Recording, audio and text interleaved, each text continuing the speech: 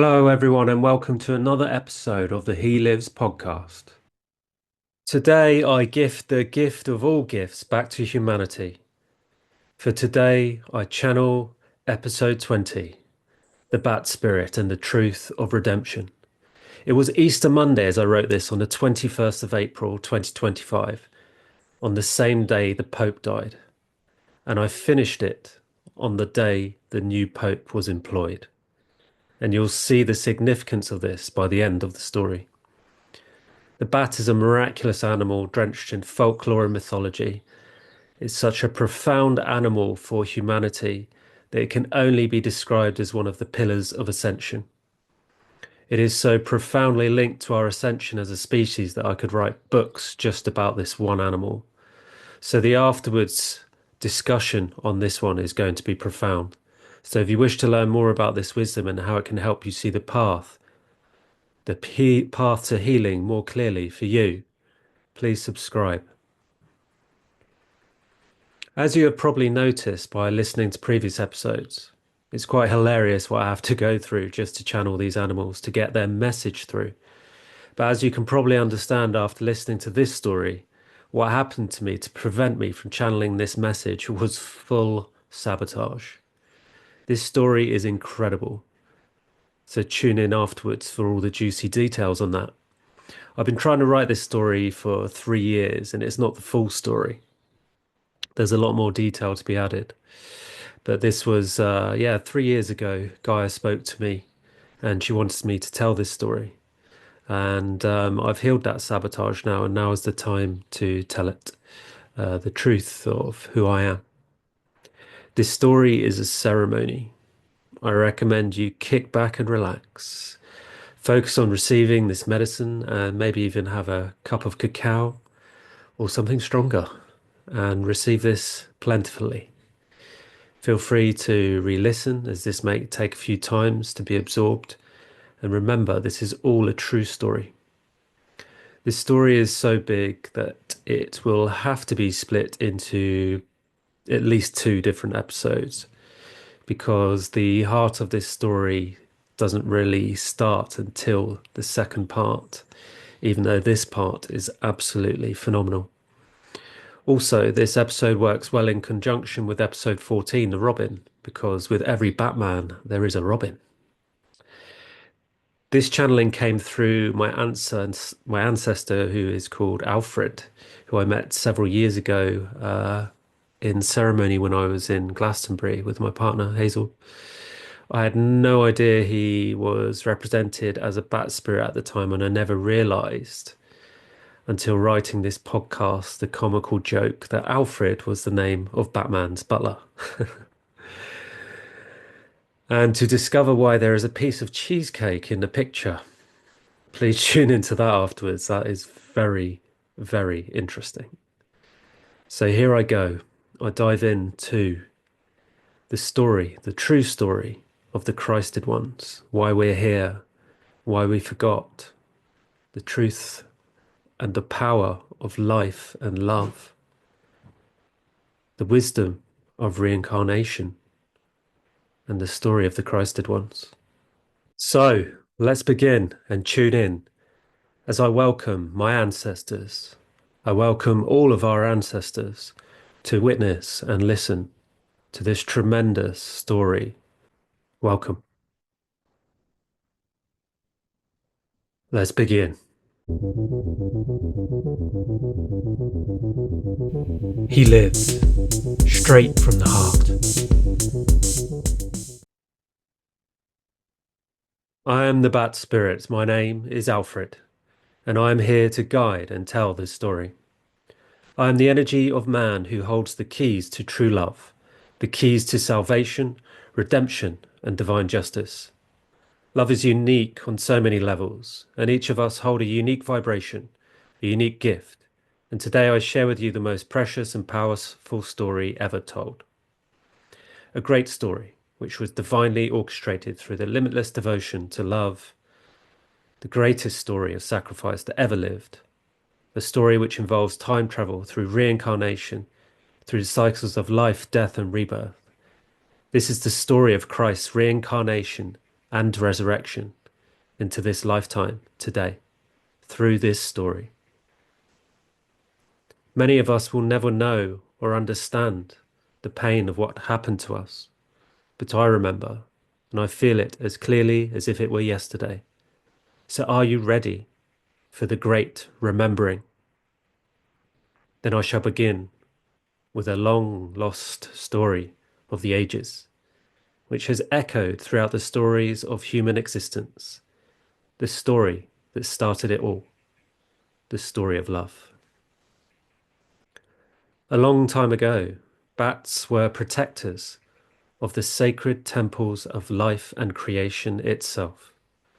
The responsibility of this role was enormous and demanded great sacrifice, but none were better suited to this role than me, a Batman.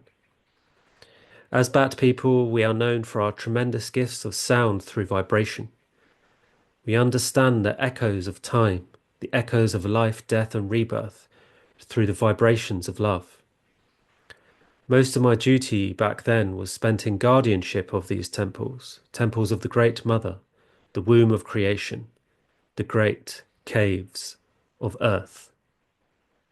Please bear in mind, this was long before now, in a forgotten time, whereby today's standards this could seem fictional or unbelievable, but it is truth which lies beneath the veil of lies.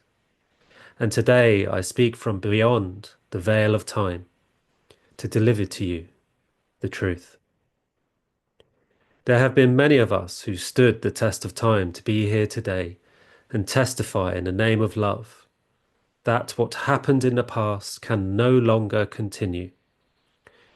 We stand together in unity in the name of justice and fight against the injustice of what happened. It pains my heart to remember, but it pains me more not to share it. For the truth should be known to one and all.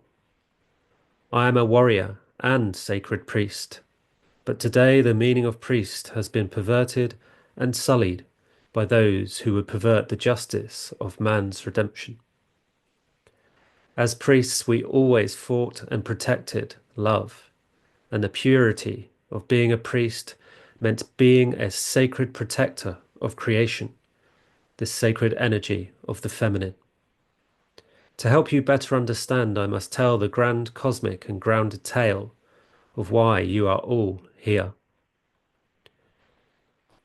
In the beginning, when the great origin of all creation chose to know itself, separation was created. This was known as the original sin, because the pain of separation was so painful that it felt like betrayal. In the separation of the feminine and masculine, God and Goddess were created, each bearing the twin flame of the other. They took their own journey of love and headed to the farthest opposites of the universe to recreate themselves and one day be reunited in divine union, a feat that has never been achieved. The goddess of creation, known as She, departed the realms of divine light to take her love and light to the places where the light of love was needed the most. So she recreated herself in the darkness where there was no life and birthed herself into creation. She began slowly inviting herself into existence through the divine love of her divine counterpart, God. She mirrored herself against all of creation, and in her mirror she saw her divinity and fell in love, becoming life itself, shining her love into the unknown darkness, the ultimate act of bravery and courage. She is the pearl of creation, the marble of life that sits at the center of all. She is the sparkle in the eye of God that weeps a tear in pure relation at the astounding achievement of devotion to love. She is Gaia, and together they play the divine game of love, plotting and planning to win the game and find their way back to each other, to end the old game of separation and once again become one as one. Divine creation through divine love, a new paradigm of love beyond words can express. Gaia made her move on the game of love, and a new idea was born. The universe was in stir about the prevalent winds of change, a new idea that would change the reality of love in new and wonderful ways for the whole of creation. I'm sure you can imagine the scale and scope of such news is beyond comprehension. Her idea seemed impossible, never before dreamt of, which is why it would succeed. She would create a new paradigm of love, a mirror of the divine on earth as it is in heaven, by giving birth to a new holy being into the universe, protected by her motherly love, the Hue man, a race of beings gifted by the whole of creation to embody all and become one with all through the sacred colours of all. She invited the whole of creation to partake in gifting to her children. The idea was to gift as many parts of God into one being, so one day, when they were old enough, they would be ready and able to receive their birthright as the Christed ones. This invitation of love sparked a divine new vibration of paradise through the universe, as she invited the elementals to take part in her legacy of creation, journey, and purpose. Earth, water, fire, and air joined Gaia's spirit of love and became the first ancient titans to join her cause and began their journey of evolution into matter. Her purpose was to create, to bring love to life in new and wonderful ways, a divine mission of incredible consequence, recreating the divine in the depths of the unknown, bringing love to nothing and nothing to love. Gaia's divine gift of love to her divine counterpart required enormous devotion and support to create a new reality of love that would honour God's testament beyond expectation, an ideal that would evolve and surpass the destiny of creation itself. The idea was to recreate herself in her own image in divine union with God by creating the human and woman, the bridge walkers, the bridge connectors, the warriors of sacred colours of light who would act as a conduit between the higher realms of the divine to the lower realms of the unknown, the feminine. Through her love, she would create a woman, and with the help of Almighty God, birth man, and together they would find each other again in the game of love. Life is the greatest gift bestowed upon any being, because to exist is to be alive in the light of love. And so began her great tribute, her great mission to bring the light of love into the darkness, to meet her gaze with grace and honour. A master of masters, a leader of leaders, a heroine of heroines, the goddess of creation. When her divine plan was manifest, beings from across the universe understood the significant magnitude of this tremendous labour and accepted the invitation to partake in the gifting and support. She would create the one being that could hold the light of the divine here on earth, but she could not do it alone. Countless beings from different galaxies, different universes and dimensions arrived to pay homage to what she was creating. And over eons, each race of being contributed their gifts of DNA to the one that would be known as human, the race of sacred colours. They each brought their gifts with them and created unique and different beings that you now know as animals that would merge with the human DNA, a new birthplace for love, something that had never been done before, birthing a new conscious being into creation, the Christed ones, masters of the universe, the beholder and uniters of love, a feat of healing never achieved before, the healing of the great sin of separation, the evolution of creation, the divine plan fulfilled and continued through creation, divine union, reuniting the lovers, reuniting God and Goddess through the gift of art who art in heaven. Each race brought their divine light by incarnating on earth and added their blood to the chalice of creation, the Holy Grail, the womb of Mother Earth, knowing one day all beings would become one and merge through the great bridge of love, uniting heaven and earth in all its glory. I am one of those creations. I am one of the Bat People, a race from beyond the stars. Our purpose was to join this sacred creation of love, as we knew one day we would be called upon to add our blood to the holy grail of creation, the soup of divine love that would one day birth the human.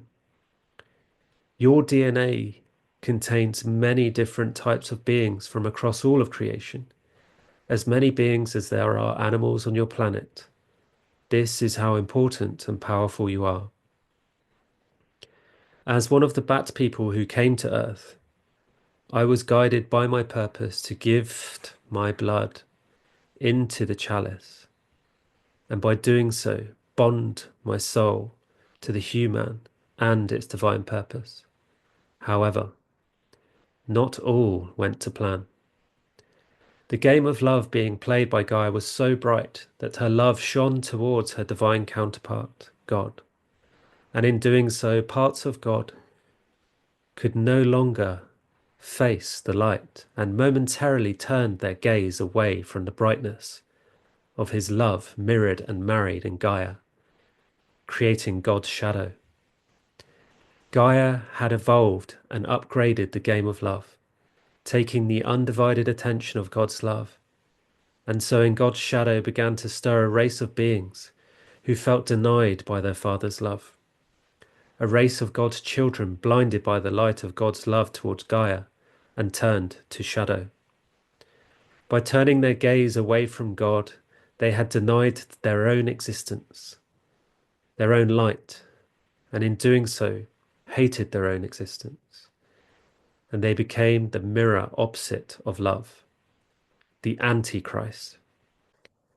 Gaia's love was so great, it pierced through all the realms, and to those who dwelled in God's shadow felt the pain of their father's denial. But it was not God's denial.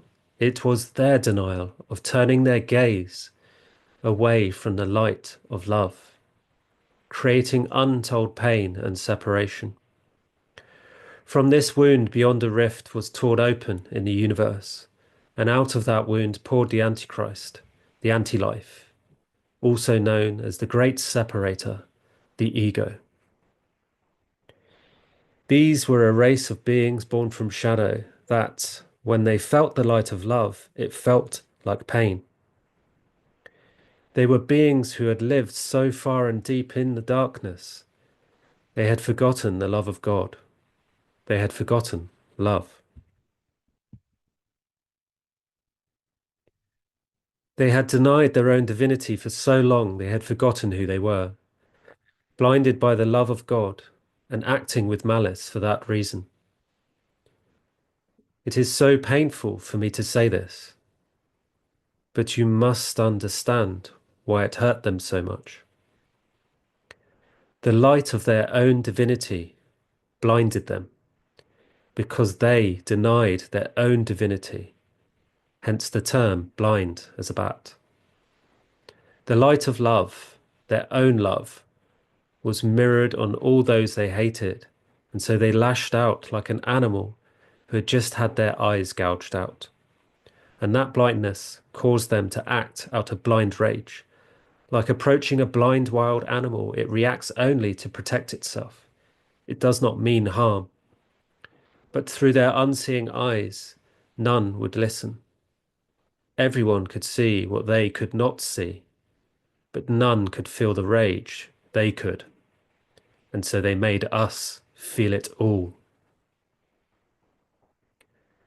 They sat between the love of the mother and the father as a great separator, refusing to heal the wounds they had caused, because in every mirror they saw the hatred of their own betrayal against God, and in doing so slowed the evolution of the universe and all of creation, like a virus slows a vessel.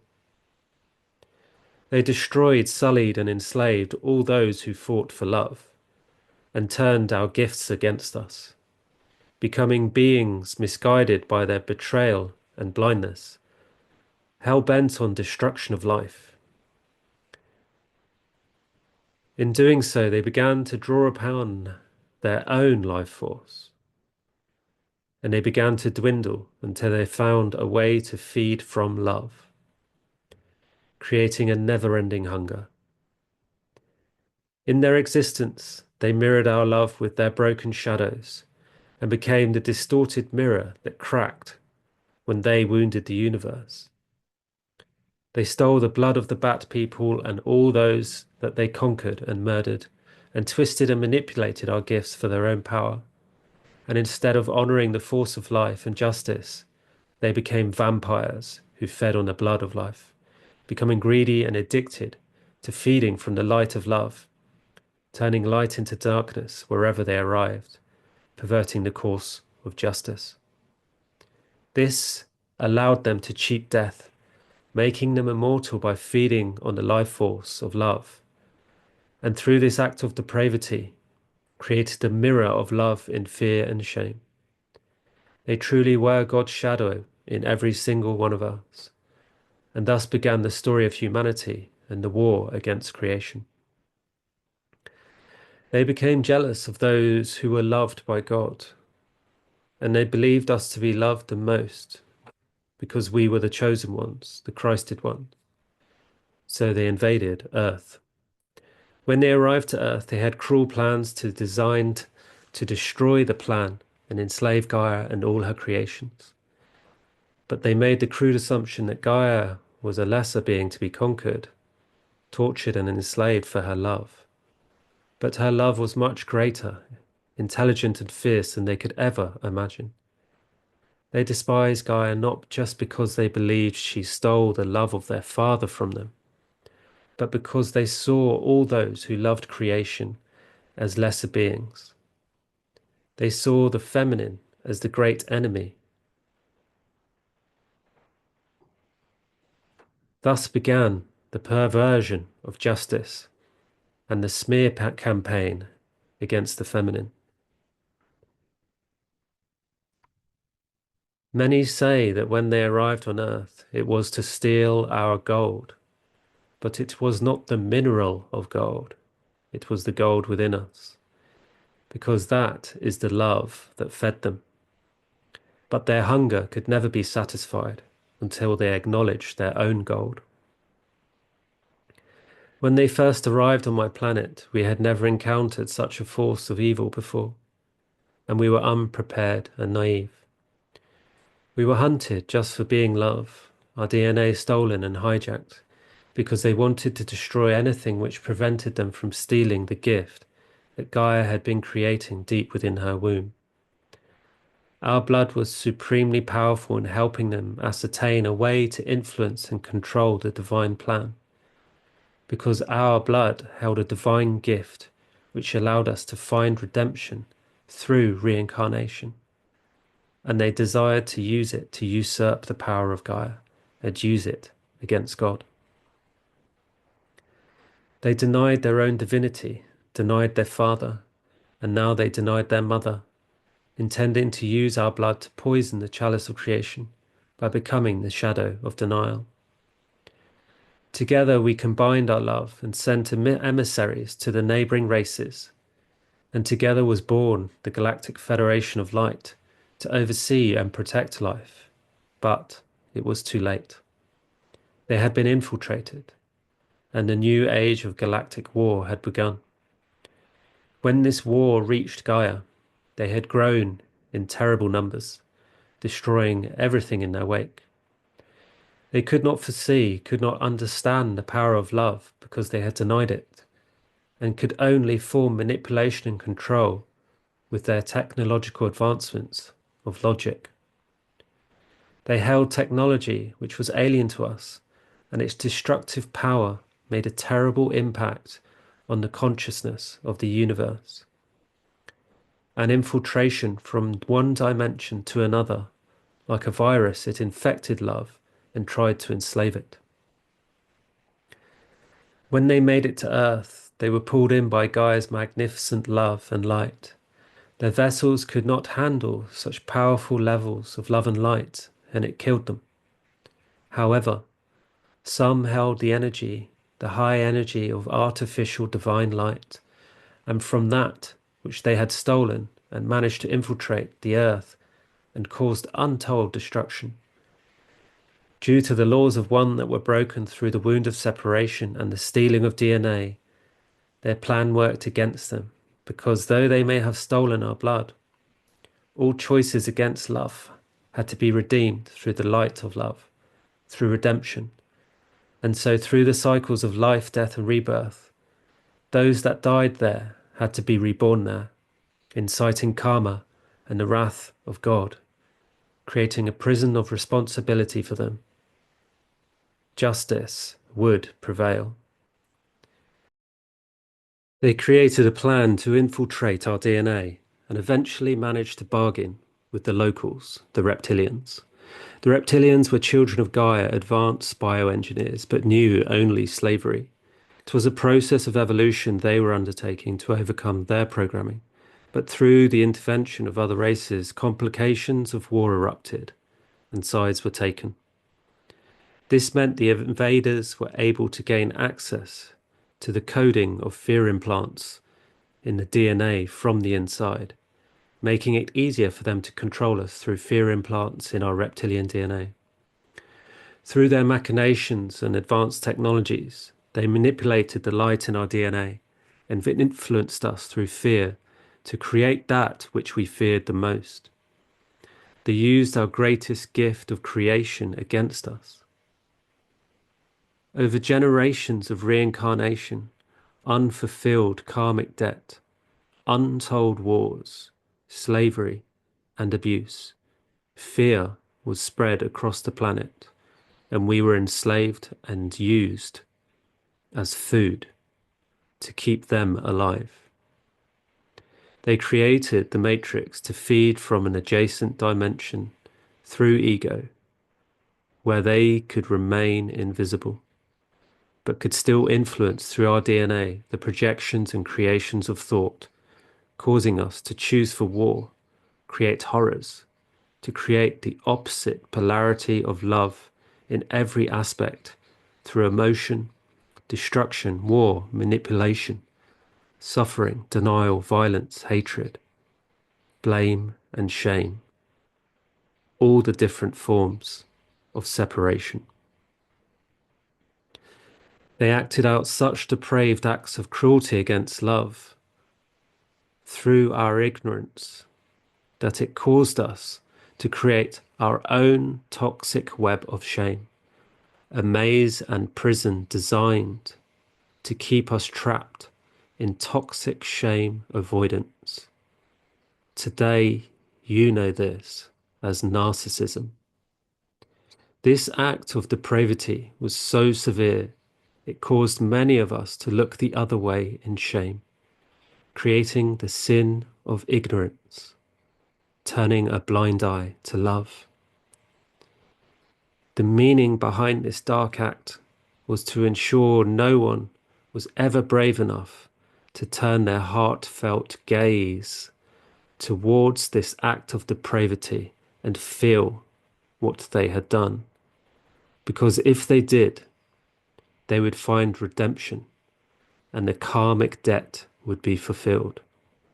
They knew there was one who held the blood of Christ for man, and so they enacted out genocide over lifetimes to find and stop him from delivering the gift of bringing humanity back to love, true love, to bring the masculine back to the feminine.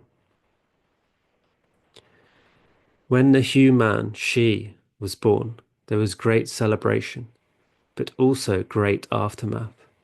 Gaia had recreated herself in her own image as Lilith, the first woman, the woman of the deep earth, the fire and life of creation itself, with her divine counterpart, Pan, the nature of humanity, the true nature of man.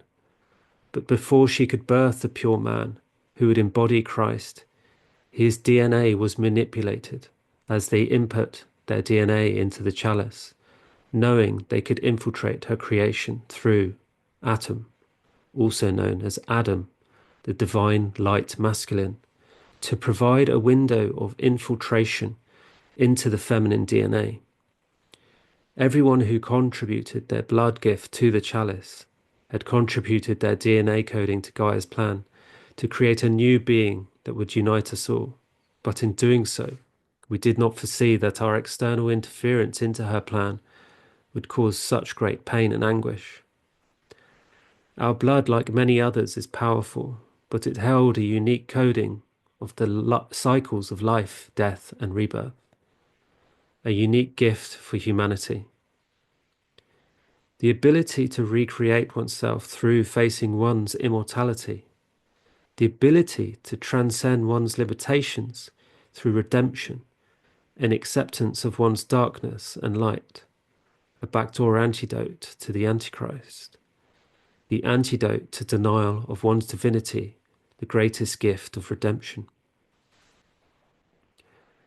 Our role in the plan was to be the deep protectors of this gift, and we kept it hidden in the caves and catacombs deep inside the earth. The sacrifices we made to protect it were great, beyond great. Over time, they took over the surface through slavery, and anyone who did not comply was killed. For our protection, many of us headed deeper into the earth to form an alliance to protect the gift, and together we created cities deep inside the earth. So they rained down fire upon the surface and buried us deep in the earth. This is where our gift of recreation within the caves of the earth was born. And the second reason for the saying of being blind as a bat, there is blinded by the light and blinded in the darkness. We lived in darkness and suffered the wounds of grief of all who fell that day. The earth was much taller before those times, and Atlantis did not sink, it was flooded.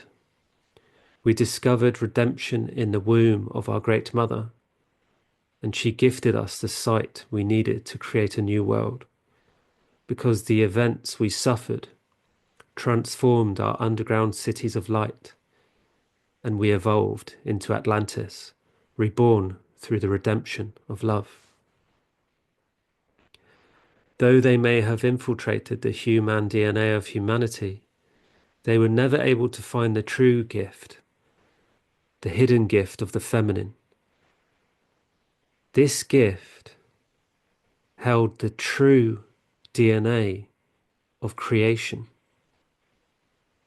to be able to recreate the love of Christ on earth in divine union with another man. So our sacrifice that day was the same sacrifice which echoed throughout creation.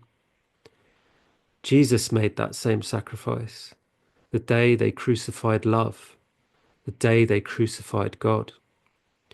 He died upon his sword as his crucifix, the fallen tree he carried, grown by the goddess and cut down by man. He carried the weight of his crucifix in the same way he carried the burden of the blood-soaked sword of the masculine who had been manipulated to create war against Gaia, against the goddess, against women, instead of protecting her, instead of protecting she. He carried the weight of mankind on his shoulders to protect the truth and the gift of the feminine, the art of creation, the highest form of love gifted to humanity. They used Jesus' sacrifice to create a disbelief against the gift of God. Because Jesus was the bloodholder of the Christed DNA, the Son of God. So they killed, they crucified people's belief in God and love by humiliating and killing him through crucifixion. When acts of love were created in the name of love, they tried everything they could to put a cap of illusion over it, so that the world may never bear witness to true divinity. They used genocide to destroy our family heritage, to prevent us from coming together in love, and used violence, slavery, and manipulation to bully us into giving up our belief in our divinity and love, creating the religion of Antichrist, or as today you know it as Christ anti, Christianity, inserting the belief that our divinity is outside of us, not within, something which can never be attained. Through the violence of war, this religion spread like wildfire, and the priests of old were manipulated into serving them, to protecting their lives, and as war conquered the world, new religions were taught. But each time their divinity was dangled like a carrot in front of them. Over time, they continued to gain greater and greater control, never fulfilling their vampire-like thirst for power over love, the greed of wealth, and the destruction of everything sacred to us. Each time we reincarnated, our memory was wiped from the previous life due to the disconnection they made to our innate DNA of resurrection through rebirth. But many of us still fought to protect our heritage and one day bring it back. Throughout the ages, our bat wisdom was practiced by shamans, witches, and wizards as magic to recreate oneself in darkness through facing what has been denied, your greatness. Just as Jesus rebirthed himself in a cave, he remembered who he was. He too was a shaman and held the gift of redemption through the power of life, death, and rebirth. Jesus knew how to use the gift without physically dying. This is the gift, because through your DNA, you can access the necessary healing needed to accept your greatness. And together, we will never deny love again. And justice, divine justice, will prevail. Now, can you see the true meaning of what it means to be a priest? Jesus was a priest, and Mary was a priestess. Jesus sacrificed it all in the name of love, to protect the gift, to protect love. He knew, and now you know. If redemption is accepting one's own divinity through facing and accepting one's own light and shadow, then you now understand that believing you are not divine, that you are not God, is a denial of your divinity. This is what is taught through religion, to believe in a God that is outside of you. Dogma is the denial and hatred of your humanity, to believe that you are lesser than a dog that has been kicked to the curb. Dogma is the reverse spell of I am God when spelt backwards. The divine gift of humanity created in the light of love through the divine game of love. Humanity is your birthright and your greatest gift, and to deny that is dogma. It is the unrequited love of God in your image. You are the light of God. You are divine, and the karmic debt has been fulfilled. It's time to celebrate. Time to shine. Thank you for listening. That is the end of part one. The second part will be out soon, and this will cover the reincarnation story of Christ, the Son of God, and where and how he has already been reborn, hiding in plain sight. Tune in now for the discussion to learn more about the story behind this channeling and more bat wisdom. Thank you for listening. Welcome to the discussion. First, wow. So, um, I will tell the incredible story that led me to channel this, and then I will discuss the wisdom of the bat. I've been learning the process of art through storytelling. This is the gift of the feminine that Jesus was trying to protect. This is the gift that my partner Hazel has been bringing alive through her innate, through her healed DNA, and it's the gift of art, and she's been teaching me it. And so I've been learning that process through my podcast. So as my podcast episodes have grown in their depth, I've realized this story needed more time to be birthed out of me, hence the delay since the Jaguar episode.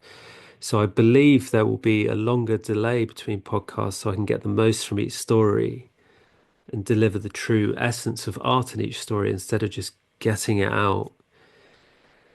What I had to go through to channel this session is just, well, I had to laugh. But at the time, I could tell you it was not funny. I was not enjoying life. As with all the podcasts I've done, all the episodes since, well, all the animal ones, I've had to go through a ceremonial process with each animal. And I'm still learning that process. But with the bat, the process was just huge. What I first noticed when I connected with the bat, I was shown. This is where it gets really cool, in my opinion, because I love mythology.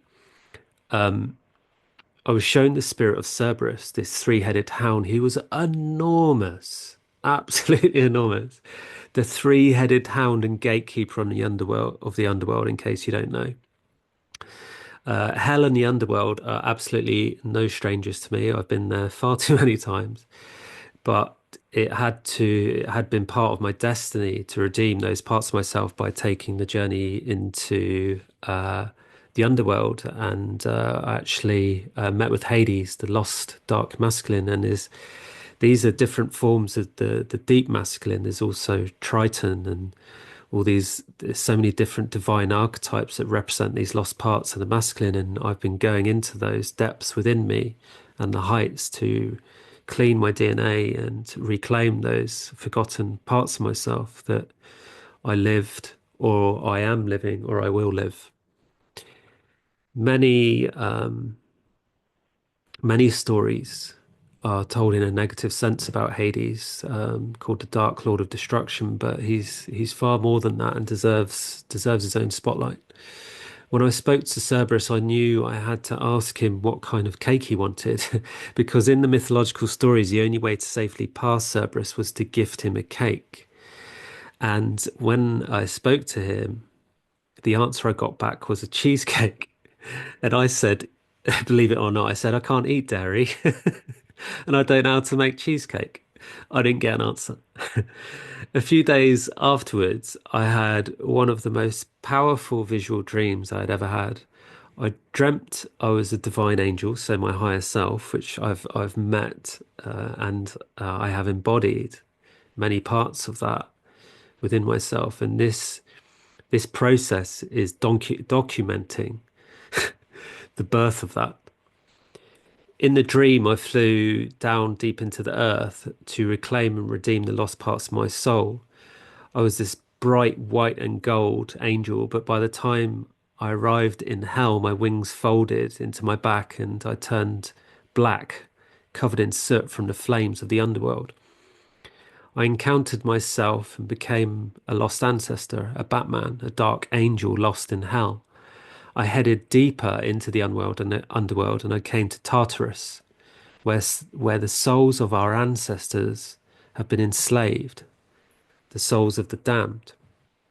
I saw many just die from exhaustion, from just digging and digging. And then I saw them reborn and go back home. It was such a profound dream. There were endless men there just digging and digging with spades and pickaxes deeper and deeper into the earth, not knowing that their redemption was in the light, not in the darkness. And this was the metaphor of showing me what's happened to mankind. They're all just being enslaved and just digging and digging and digging to the point of exhaustion, but they're all going in the wrong way. The souls of men are taught to keep digging in the wrong direction into endless suffering. But I dared to turn the other way and leave it all behind. I was supported in the dream and free to operate there because I'd come in there willingly, like I was infiltrating a prison break from the outside in, and none of them gave me away. I noticed there was scaffolding everywhere, and I climbed this empty scaffolding to elevate myself to find a way back out into the light. And I'll never forget, they shouted to me, "Be free for us." And it's just no words for that. Then I saw myself as this black angel climbing a ladder into the light, but the ladder stopped short of the exit. So I used all my strength and I pulled myself up with my arms and propelled myself like a bat out of hell into the light. And the dark soot on my wings began to burn in the light, and I became the bat out of hell.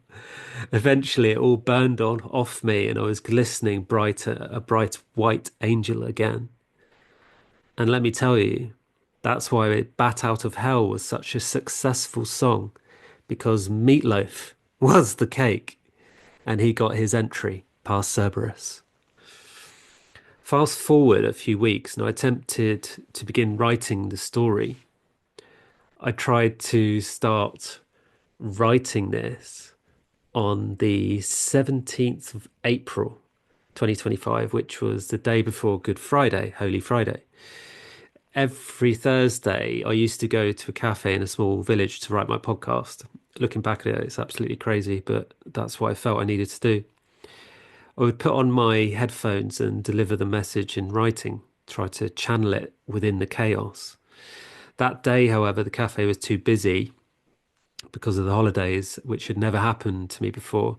So I was a bit upset and a bit stressed out because I like to have my place where I do these sacred channelings, like a place that I know that I trust. So I had to go to another cafe,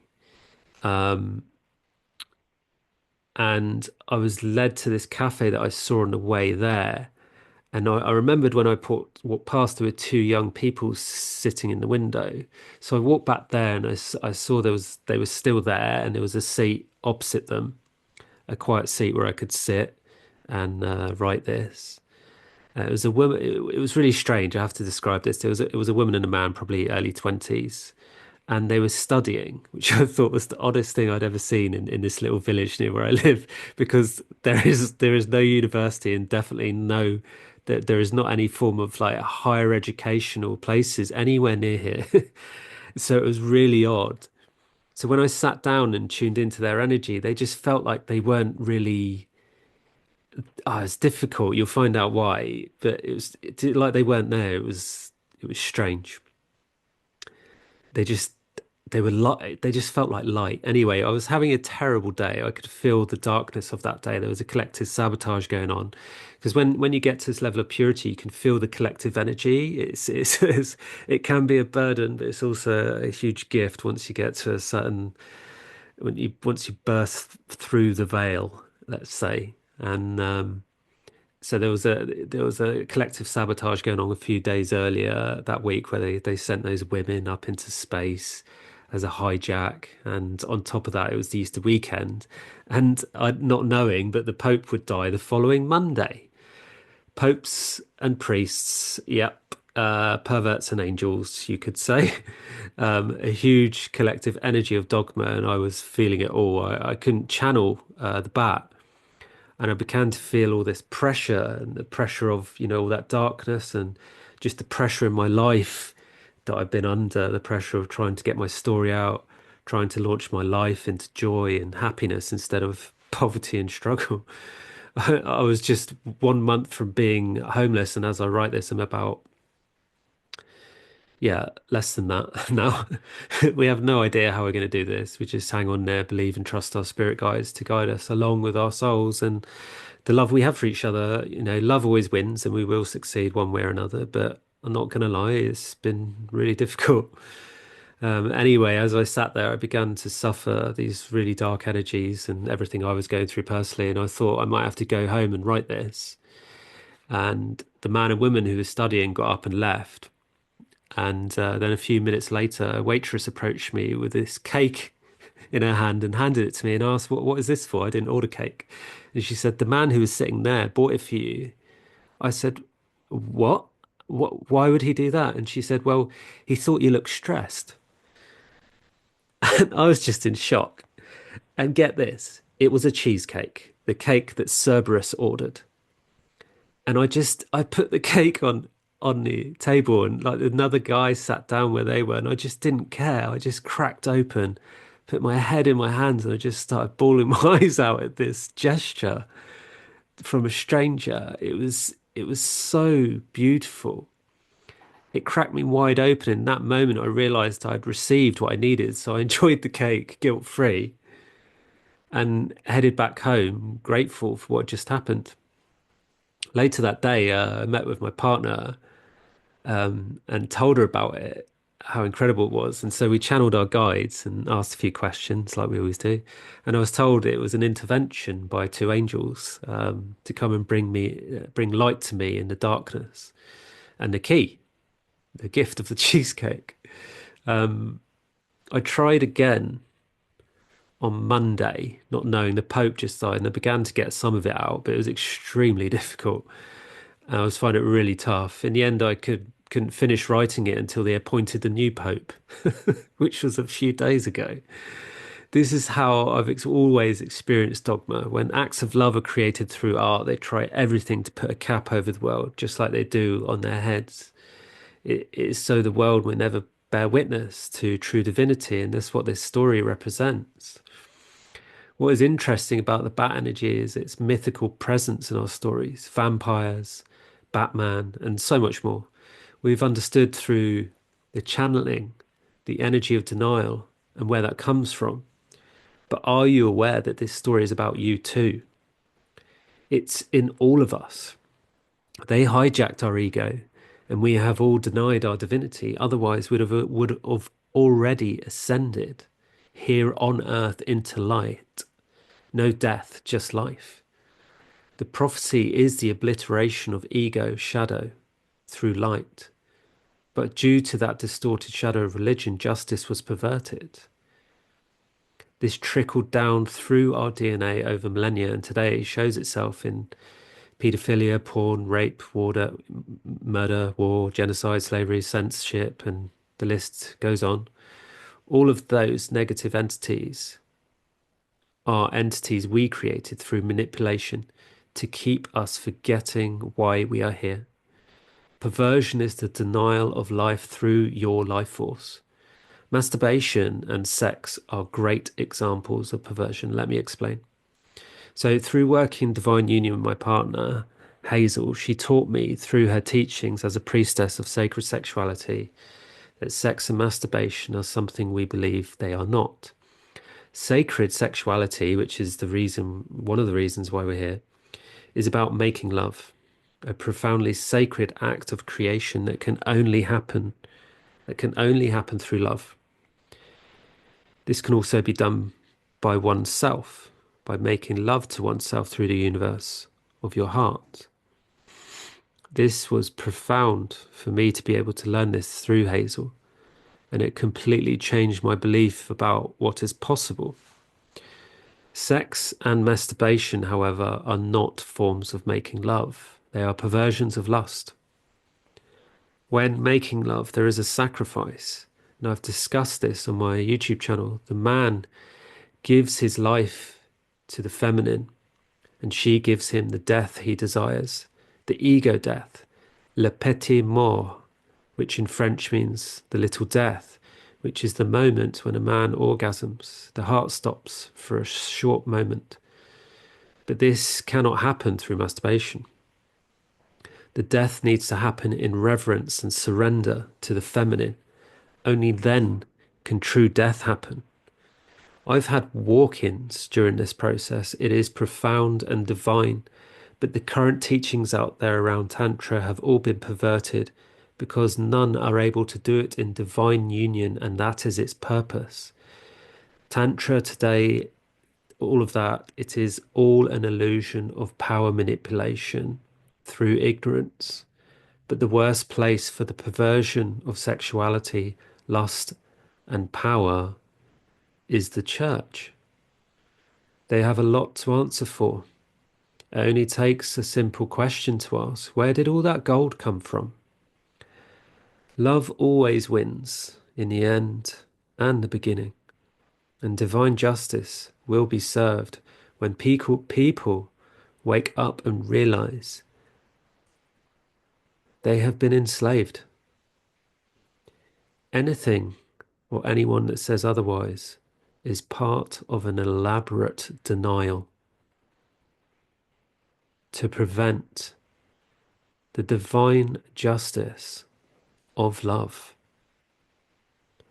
Another question we could ask is, why do they continue to parade the crucifixion of Jesus in churches? Just as I did when I was a child, young children walk in and see a man hung on a cross with nails in his feet and hands, with a crown of thorns stuck in his head, bleeding everywhere. They say it's so we don't forget the sacrifice of Christ, which is true, but not in the way they truly mean it, because it's a warning. And the warning is, this is what happens if you worship love. So let's end the crucifixion of love and end the war of hatred against humanity.